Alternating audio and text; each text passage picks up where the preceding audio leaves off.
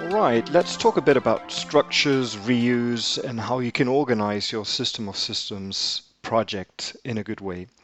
I have a bit bigger example this time, and let's assume we want to reuse that complete structure in a customer project.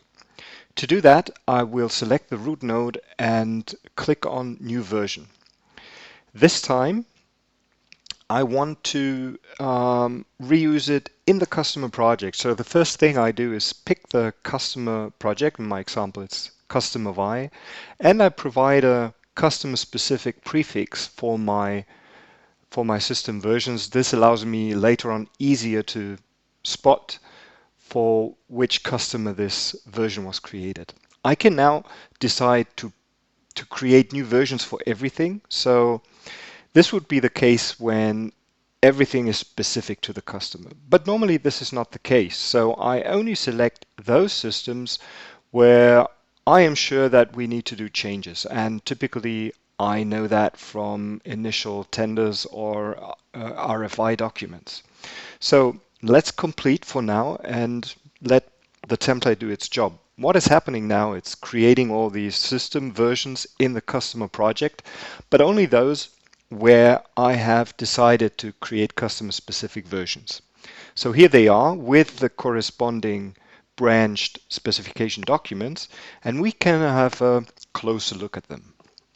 So now, if we check the structure, you can see that we have these specific versions that we have created alongside with the ones we have reused. And that's a nice combination because I reuse as much as possible and do my specific changes in these customer specific systems. While we continue to work in our project, we may decide that some of the systems are not required anymore. So we can remove them by using this minus option here.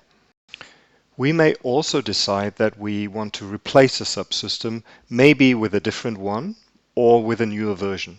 You can do that with the option here. So if I click on this one, I will end up in a dialog that allows me to remove the current one and replace it with the one I select. You can configure from which project this list will be filled.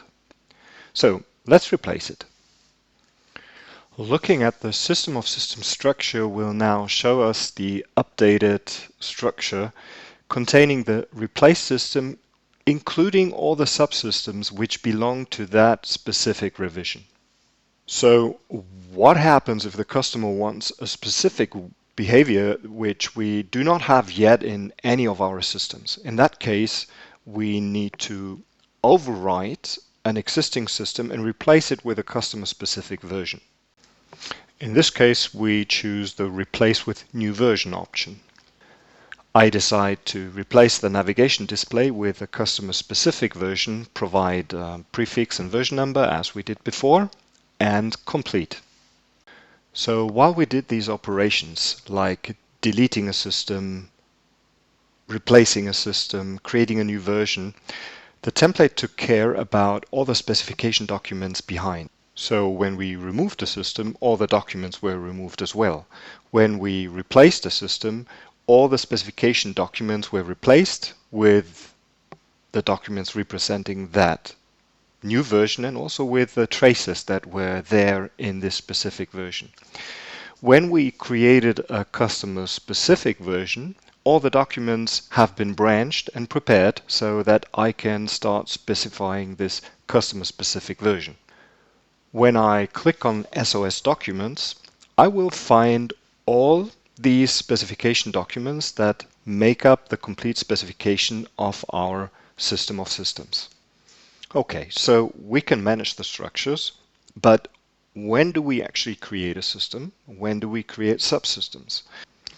That's not easy to answer because you could either decide to create one big system and put all the specification documents inside, or break it down into many subsystems. What's the right balance? And this depends a lot on your architecture. So if you have a system which has its own life cycle, maybe a dedicated team working on it, several releases, then it makes sense to create a system work item out of it. And if this system is reused in different projects and you don't really change the content but customize it only by parameterization or configuration, that's the perfect candidate for a system. If you have something inside the system, like a component, which is never used somewhere else, which has the same life cycle as the system, meaning if you create a new version of the system, also the components inside will receive a new release, then you don't need to create a subsystem for that. Better to create a component specification. So in this case, simply create a new document, add it to your system, and write down all the component requirements. Give it a meaningful name so that everybody knows this is a component specification which is part of that system. I hope that helps you a little bit to get started with a template.